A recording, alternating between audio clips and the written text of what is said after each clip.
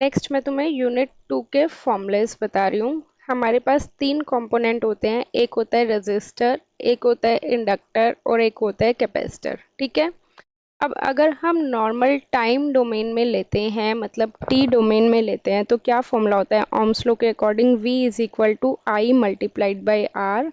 Time domain में लेंगे तो मान लेते हैं इधर कितना करंट फ्लो हो रहा है, आई ऑफ टी, क्योंकि ये टाइम पे डिपेंड कर रहा है आर, तो V of T is equal to I of T multiplied by R. अब देखो रेजिस्टर में टाइम के साथ वैल्यू चेंज नहीं होती, मतलब जो रेजिस्टर की वैल्यू पहले थी वही बाद में होगी और वही 2 घंटे बाद होगी। रेजिस्टर क्योंकि एनर्जी को स्टोर नहीं करता, वो सेम रहता है। तो इसी चीज़ को अगर हम एस डोमेन में, मतलब लैपलेस डोमेन में कन्वर्ट करते हैं तो वो सेम रहता है। V of S is equal to I of S multiplied by R, R for resistor. But अगर हमारे पास इंडक्टर है तो इंडक्टर के अक्रॉस मान लेते हैं वोल्टेज कितनी है, VL। टाइम डिपेंडेंट फंक्शन है तो VL ऑफ टी हो जाएगा। यहाँ पे हमारे पास करंट कितनी फ्लो हो रही है, मान लेते हैं IL, ये भी टाइम डिपेंडेंट फंक्शन है तो IL ऑफ टी हो जाएगा। इसको अगर हम टी डोमेन में लिखेंगे तो वोल्टेज का क्या फॉर्मूला होता है, V is equal to L D I by D T. Inductor एक स्टोरिंग एलिमेंट होता है, ये मैग्नेटिक एनर्जी को स्टोर करता है, तो इसकी वैल्यू टाइम के साथ चेंज हो जाती है। तुमने देखा था ना, स्विच ऑन है या ऑफ है उसके अकॉर्डिंग इंडक्टर की एनर्जी चेंज हो जाती है। तो वोल्टेज कितना है यहाँ पे, VL ऑफ टी है, तो हम उसको VL ऑफ टी लिख लेते हैं, L एज इट इज़ है। करंट कितना लिया है हमने, IL of T divided by dt। IL ले लो, I1 ले लो, तो उसके अकॉर्डिंग ये वैल्यू चेंज हो जाएगी। अब इसी का ही हम लैपलेस फॉर्म में लेंगे तो क्या हो जाएगा, VL as it is time domain का S डोमेन में हो जाएगा। उसके बाद L एज इट इज, मैंने बताया डिफरेंशिएशन होता है तो हम क्या करते हैं, हमेशा मल्टीप्लिकेशन करते हैं, तो S से हम मल्टीप्लाई कर देंगे। IL ऑफ टी है तो इसको टाइम लैपलेस डोमेन में कन्वर्ट करेंगे तो IL ऑफ S आ जाएगा। अब इंडक्टर और कैपेसिटर के साथ हमेशा इनकी इनिशियल एनर्जी भी आएगी। इनिशियल एनर्जी इंडक्टर के केस में कितनी होती है, minus L I L of 0 plus. ठीक है, ये फॉर्मूला तुम्हें लैपलेस के केस में याद करना पड़ेगा। डायरेक्ट तुम टाइम डोमेन में लिख लो या फिर लैपलेस डोमेन में लिख लो, एक ही बात है, कोई दिक्कत नहीं है डायरेक्ट अगर तुम लैपलेस की फॉर्म में भी लिखोगे तो यहाँ से एक चीज़ और तुम्हें पता होनी चाहिए कि इनिशियल कंडीशन क्या होती है, IL of 0 minus must be equal to IL of 0 plus. तो हमेशा हम किसकी कंडीशन निकालते हैं, 0 माइनस के केस के लिए निकालते हैं, और जो भी वैल्यू आती है फिर वो 0 प्लस में पुट कर देते हैं। ठीक है। अब इसी तरह हमारे पास कैपेसिटर है, कैपेसिटर में मान लो कितनी करंट फ्लो हो रही है, IC, टाइम डिपेंडेंट फंक्शन है तो T, और इसके अक्रॉस वोल्टेज कितनी है, VC ऑफ T। ये भी हमारे पास क्या है, एक एनर्जी स्टोरिंग एलिमेंट है। कैपेसिटर कौन सी एनर्जी को स्टोर करता है, कैपेसिटर हमारा इलेक्ट्रिकल एनर्जी को स्टोर करता है। तो यहाँ से अगर हम वैल्यू निकालना चाहें, करंट की वैल्यू निकलेगी, IC of T is equal to, क्या फॉर्मूला होता है, C DVC। DVC क्यों, क्योंकि वोल्टेज अक्रॉस कैपेसिटर VC लिया है बाय DT। तो अब इसको हमें लैपलेस फॉर्म में करना है, तो कैसे करोगे, IC ऑफ टी को कैपिटल में IC ऑफ S लिख देना, C एज इट इज लिख देना। मैंने बताया था डिफरेंशिएशन है तो क्या कर सकते हो, S से मल्टीप्लाई कर सकते हो। VC ऑफ टी को क्या लिख सकते हो, VC ऑफ S लिख सकते हो। उसके बाद minus initial condition, right, minus जैसे यहाँ पे इनिशियल कंडीशन में क्या करता है, L इंडक्टर था तो L था, यहाँ पे कैपेसिटर है तो क्या आ जाएगा, C आ जाएगा। यहाँ पे इंडक्टर के अक्रॉस मैंने तुम्हें बताया था हमेशा करंट निकालते हैं तो करंट IL ऑफ 0 प्लस था। यहाँ पे कैपेसिटर के अक्रॉस हम हमेशा वोल्टेज निकालते हैं तो हम क्या लिखेंगे, VC ऑफ 0 प्लस। बोलो इसमें कोई डाउट, दोनों फॉर्मूलेस में सिमिलरिटी है, वो वोल्टेज के केस के लिए है और ये करंट के केस के लिए। दोनों फॉर्मूलेस तुम्हें ये याद रखने पड़ेंगे। ठीक है। अब यहाँ से तुम्हें मैं दूसरे फॉर्मूलेस और निकाल के बता देती हूँ। Like suppose VL of S है तो क्या आ जाएगा, SL IL of S minus L of IL of 0 plus. कई बार हमारे पास ऐसी सिचुएशन आ जाती है कि इंडक्टर में हमें क्या निकालना होता है, करंट निकालना होता है, IL ऑफ S निकालना होता है, तो यहाँ से IL ऑफ S वैल्यू निकाल लो। ये उधर चला जाएगा तो क्या हो जाएगा, we L of S plus L into I L of zero plus, ठीक है, डिवाइडेड बाय एस एल और डिवाइडेड बाय एस एल। तो एल से एल हमारा कट गया, तो यहाँ पे हमारे पास ये कितना आ जाएगा, इसको हम लिखेंगे तो 1/SL V of S plus I L of zero plus divided by S. अब देखो तुम्हारी मर्जी है, जो तुम्हें याद करना है ना फॉर्मूला, वो मेनली ये वाला फॉर्मूला याद करना है। अगर हमारी रिक्वायरमेंट में हमें इंडक्टर के केस में आई एल ऑफ एस निकालना है तो यहाँ से भी आ जाएगा, और तुम्हें याद करना है तो तुम याद कर लो। तो ये दो फॉर्मूलेस ज़रूरी होते हैं इंडक्टर के केस में। इसी तरह अगर मैं कैपेसिटर के केस में कहूँ तो क्या बताया था, I C of S is equal to S C V C of S minus C V C of zero plus. ये है जो मैंने यहाँ पे निकलवाया था फॉर्मूला, मेन फॉर्मूला। यहाँ से कई बार इंडक्टर के केस में हमें वोल्टेज निकालनी होती है तो निकाल लेते हैं। वी सी ऑफ एस कितना हो जाएगा, आई सी ऑफ एस, इसको उधर ले जाओ तो क्या हो जाएगा, plus C V C of zero plus divided by, यहाँ पे भी एस सी और यहाँ पे भी एस सी, तो अगेन सी से सी कट गया। वी सी ऑफ एस कितना आ जाएगा, 1/SC I C of S plus V C of zero plus divided by S. तो कैपेसिटर के केस में मेनली कौन सा फॉर्मूला है, ये ग्रीन वाला। अगर यहाँ से तुम निकाल सकते हो तो ठीक है, और याद करना है तो इस केस में तुम ये याद कर लेना, ठीक है।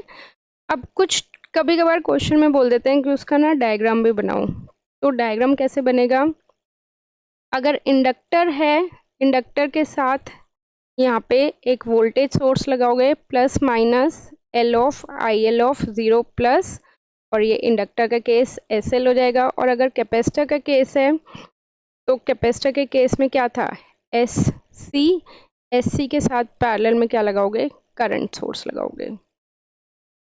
डायग्राम नहीं भी आता तो कोई बात नहीं, बेसिक में मत मतलब ज़्यादा डीप में मत जाना इस टाइम पे, तुम बस ये दो ग्रीन वाले फॉर्मूले याद कर लो, इसी में ही तुम्हारा पूरा लैपलेस है।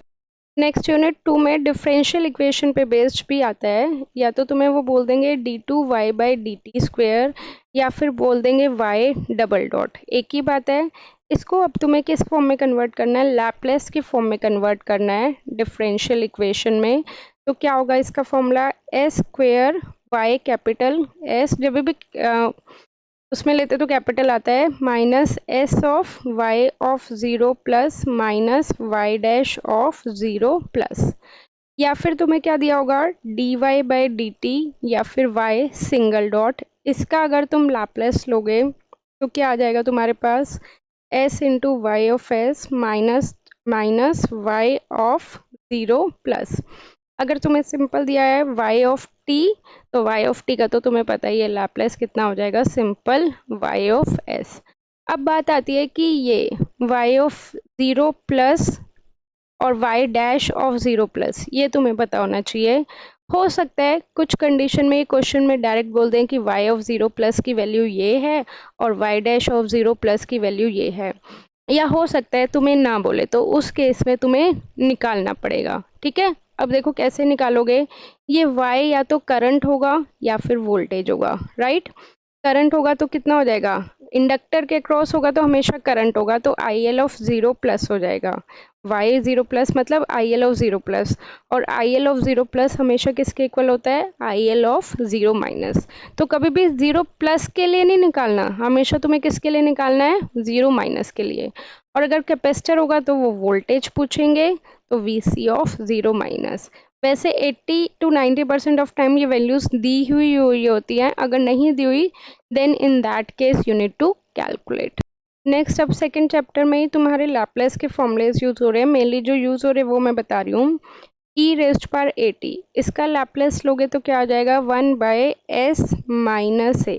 अगर यहाँ प्लस है तो यहाँ क्या आ जाएगा, माइनस, और अगर यहाँ माइनस होता तो यहाँ पे क्या आ जाएगा, प्लस आ जाएगा, उल्टा हो जाएगा। इसके बाद तुम्हारा क्या यूज हो रहा है, t इंटू e⁻at, ठीक है।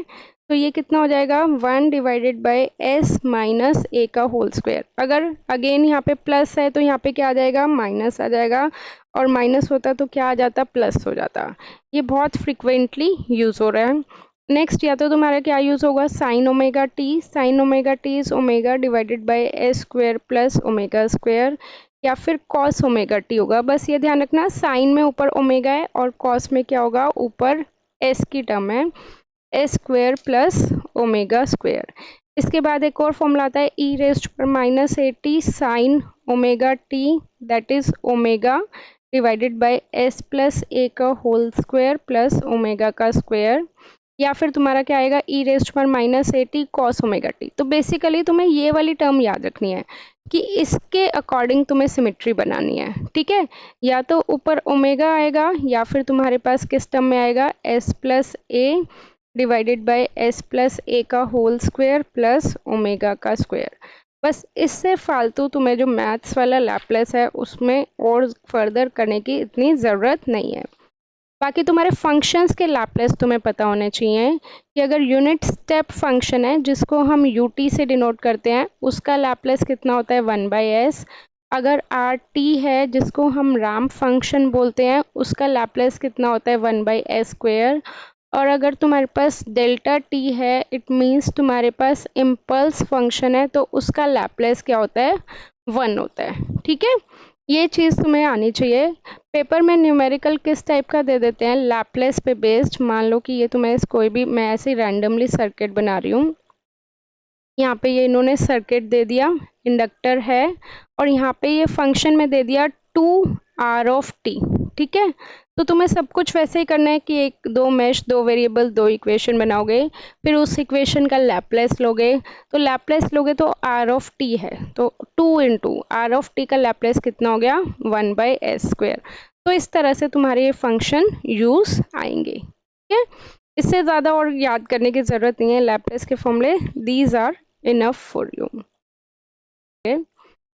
नेक्स्ट तुम्हारा क्लासिकल मेथड है यूनिट 2 में। क्लासिकल मेथड की आई टोल्ड यू कि 3 इक्वेशन होती है। कौन कौन सी इक्वेशन होती है, एक होती है हमारे पास dy of T by D T plus P Y of T is equal to 0। Second equation होती है हमारे पास dy of T divided by D T plus P Y of T is equal to, यहाँ पे 0 है और यहाँ पे कोई भी कांस्टेंट टर्म आती है। नेक्स्ट आता है हमारे पास d2y by D T square plus dy of T, मतलब ये सारे टाइम डिपेंडेंट फंक्शन है, plus c plus y of t is equal to 0। तो फर्स्ट ऑर्डर मतलब ये इसमें एक ही है, dy बाई डी टी है, तो इसको हम क्या बोलेंगे, फर्स्ट ऑर्डर। इसमें भी हमारे पास सिर्फ dy बाई डी टी है, तो इसको भी हम क्या बोलेंगे, फर्स्ट ऑर्डर। इसमें हमारे पास d2y by D T square है, तो इसको हम क्या बोलेंगे, सेकेंड ऑर्डर। यहाँ पे हमारे पास ये क्या है, इक्वल टू 0 है, तो इसको हम क्या बोलते हैं, होमोजीनियस। यहाँ पे इक्वल टू कोई भी कांस्टेंट टर्म है, तो इसलिए इसको हम क्या बोलते हैं, नॉन होमोजीनियस। बस यहाँ पे कोई भी कांस्टेंट टर्म या उसका नहीं है, तो इसको कुछ भी नहीं बोलते।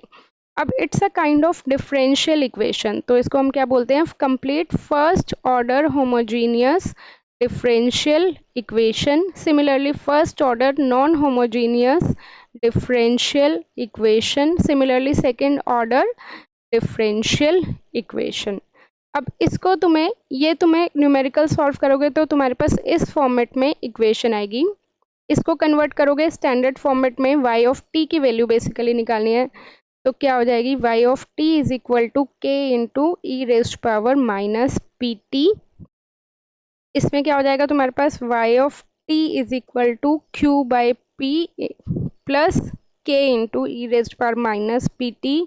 और इस केस में क्या हो जाएगा, y of t is equal to k1 e raised power p1 t plus e raised power p2 t, right. अब इसके बाद तुम्हें नेक्स्ट स्टेप में क्या वैल्यू निकालनी होती है, k की वैल्यू निकालनी होती है। k की वैल्यू हमेशा कैसे निकालोगे, जब t को क्या पुट करोगे, 0 प्लस। सिमिलरली इसमें भी k की वैल्यू कैसे निकालोगे, जब t को क्या पुट करोगे, 0 प्लस। और इसमें दो वैल्यू निकालनी होती है, k1, सॉरी यहाँ पे k2 भी आएगा, k2। तो इसमें कैसे निकालोगे, जब t की वैल्यू 0 प्लस पुट करोगे तो एक इक्वेशन आ जाएगी, फिर इसी इक्वेशन को डिफ्रेंशिएट कर देना। जो ये इक्वेशन है इसको डिफ्रेंशिएट कर देना, डिफ्रेंशिएट करके तुम्हारे पास स्टैंडर्ड फॉर्म में आ जाएगी, मतलब जो भी इक्वेशन आएगी डिफरेंशिएट करके फिर उसके टी को 0 प्लस कर देना। तो दो वेरिएबल, दो इक्वेशन, वहां से तुम्हारे पास k1 और k2 की वैल्यू आ जाएगी। क्लियर? एक चीज और जो बच्चों को कंफ्यूजन रहती है इसमें, कि हम क्या करते हैं इंडक्टर को, अगर इंडक्टर में हमारे पास बहुत टाइम से करंट जाए जा रहा है, ठीक है, बहुत देर हो गई करंट जाए जा रहा है, तो बताओ मुझे इंडक्टर किसकी तरह बिहेव करेगा, ओपन सर्किट की तरह या शॉर्ट सर्किट की तरह? शॉर्ट सर्किट की तरह। ठीक है, मेरी बात फिर से ध्यान से सुनना, कि अगर इंडक्टर में बहुत टाइम से करंट जाए जा रही है तो, और अगर कैपेसिटर में बहुत टाइम से करंट जाती है तो वो कैपेसिटर किसकी तरह बिहेव करता है, ओपन सर्किट की तरह। ठीक है, अब वो डिपेंड करता है कुछ कुछ कंडीशन में, कि क्या कंडीशन, क्या न्यूमेरिकल दिया हुआ है। तो मैं ये नहीं कह सकती कि I0 माइनस पे वो हमेशा शॉर्ट की तरह बिहेव करता है या I0 प्लस पे हमेशा वो शॉर्ट की तरह बिहेव करता है। वो क्वेश्चन पे डिपेंड करता है कि क्या इन्होंने दिया हुआ है। बस ये चीज़ ध्यान रखना कि अगर बहुत टाइम से इनमें करंट जा रहा है तो ये प्लेन वायर की तरह बिहेव करता है और ये ओपन सर्किट की तरह। एक चीज़ और, इंडक्टर में हमेशा हमें क्या निकालनी होती है, करंट, और कैपेसिटर में हमेशा हमें क्या निकालनी होती है, वोल्टेज। अब नेक्स्ट बच्चे पूछते हैं कि मैम अगर इंडक्टर में हमें करंट निकालनी है बट पूछी इन्होंने वोल्टेज है, ज़रूरी नहीं है ना कि करंट ही पूछें, कोई भी न्यूमेरिकल दे दिया उसमें इंडक्टर है और इंडक्टर में उन्होंने वोल्टेज पूछ ली, तो कैसे निकालोगे? तो अल्टीमेटली सबसे पहले तुम्हें करंट ही निकालनी है। कैसे निकालोगे, लैप्लेस से या क्लासिकल मेथड से, वो तुम्हारी मर्जी है। बट अगर तुमसे वोल्टेज पूछे तो करंट निकाल के कौन सा फॉर्मूला लगाओगे, L D I by D T. तो करंट की इक्वेशन आ जाएगी, एल तुम्हें पता होगा, उसको इक्वेशन को डिफ्रेंशिएट कर देना। इसी तरह कैपेसिटर का केस होता है तो हमेशा क्या निकालनी होती है हमें, वोल्टेज। बट अगर इन केस कैपेसिटर के केस में तुमसे करंट पूछी हुई है तो करंट का क्या फॉर्मूला होता है, I is equal to C D V C by D T. तो वोल्टेज निकाल के यहाँ पे पुट कर देना तो तुम्हारे पास करंट आएगा। तो मेरा कहने का मतलब है उन्होंने कुछ भी पूछा हुआ है, इंडक्टर में करंट निकलेगी और वोल्ट कैपेसिटर में हमेशा वोल्टेज ही निकलेगा। ठीक है, क्लियर है यहाँ तक? एक चीज़ और, यहाँ पे ये जो इक्वेशन आती है इसको हम स्टैंडर्ड फॉर्म में इस तरह से भी लिख सकते हैं, P square plus P plus कोई भी जो भी कांस्टेंट टर्म होगा इज इक्वल टू 0। क्योंकि इस इक्वेशन को इस फॉर्म में लिखोगे तो क्वाड्रेटिक इक्वेशन बन जाएगी। क्वाड्रेटिक इक्वेशन को फिर तुम्हारे लिए सॉल्व करना आसान होगा। Basically D by D T को मैंने पी के अकॉर्डिंग सब्सटीट्यूट कर दिया। इन्होंने ट्रांजिएंट रिस्पांस में जो मिड टर्म वाला था वो पूछा था कि टो मतलब टाइम कांस्टेंट का क्या फॉर्मूला है, राइट? तो वो मैं बता देती हूँ तुम्हें। अगर R और C है, रेजिस्टर और कैपेसिटर का कॉम्बिनेशन है, तो टाइम कांस्टेंट का फॉर्मूला होगा R equivalent multiplied by C। और अगर RL सर्किट है तो टो का फॉर्मूला होगा L divided by R equivalent. ये लिख लो। अब अगर तुमसे पूछा हुआ है transient response of series RL circuit using DC excitation, last time मैंने बोला था ना आरएलसी पूछा हुआ है, तो इसका तुम्हारा एक स्टैंडर्ड फॉर्मूला होता है। अगर तुम्हारे पास आरएल सर्किट है और इंडक्टर के अक्रॉस तुमसे वोल्टेज पूछी हुई है तो क्या फॉर्मूला होगा, V L of T is equal to V not E raised पर माइनस टी बाई टो। तो मैंने तुम्हें अभी बताया क्या होता है, एल डिवाइडेड बाई आर। तो यहाँ पे अगर मैं वैल्यू सब्सटीट्यूट करूंगी तो V L of T is equal to V not E raised power T as it is, और टो उल्टा है तो ये कितना हो जाएगा, आर बाई एल। या तो ये फॉर्म याद कर लो या ये फॉर्म याद कर लो, बट स्टैंडर्ड फॉर्म तुम्हारी ये होती है। ठीक है, और अगर तुम्हारे पास आर सी सर्किट है तो उस केस में वी सी ऑफ टी का क्या फॉर्मूला हो जाएगा, V C of T is equal to V not E raised power minus T by tau. तो टो के केस में ये कितना हो जाएगा, आर सी। ठीक है, ट्रांजिएंट रिस्पांस पे बेस्ड है ये फॉर्मूलाज लिख लो। नेक्स्ट थिंग, एक होता है जैसे तुम्हारे पास step function of U T, उसका लैप्लेस कितना होता है, 1/s। इसी तरह एक होता है तुम्हारे पास delayed step function, right? Delayed step function को हम किससे डिनोट करते हैं, u ऑफ t माइनस है, कि कितने टाइम से वो डिले हो रहा है, a टाइम से वो डिले हो रहा है। तो इसका हमारा लैप्लेस कितना होता है, मतलब अगर ई रेस्ट पावर कितने टाइम से वो डिले हो रहा है, माइनस है तो माइनस ही लेना, minus A S, U T है, यू स्टेप फंक्शन है तो उसका लैप्लेस कितना होएगा 1/s। फिर से बोल रहा हूँ मैं, यहाँ पे ये चीज सेम है, जनरली क्या होता है लैप्लेस में माइनस है तो प्लस आता है, बट डिलेट स्टेप फंक्शन में या डिलेट फंक्शन में माइनस है तो यहाँ पे माइनस ही आएगा। ओके, इसी तरह अगर हम, मैं यहीं पे बता देती हूँ, अगर हमारे पास रैम्प फंक्शन है, रैम्प फंक्शन को हम किससे डिनोट करते हैं, T into you of T से। अगर रैम्प फंक्शन का मैं लैप्लेस लूंगी तो क्या हो जाएगा 1/s², राइट। और अगर मेरे पास रैम्प डिलेड फंक्शन है, डिले हो रहा है, कितने टाइम से वो डिले हो रहा है, -a सेकेंड से वो डिले हो रहा है, तो इसका लैप्लेस क्या होगा, देखो ध्यान से, रैम्प फंक्शन है तो 1/s², कितने टाइम से वो डिले हो रहा है -a, तो ये कितना हो जाएगा e⁻−as। क्लियर, ये चीज बहुत बच्चों को पता नहीं होती, ये ध्यान से देख लो, इसमें कुछ पूछना है तो पूछो। डिलेट के लिए हमारे पास एक टर्म जुड़ जाएगी e⁻−as।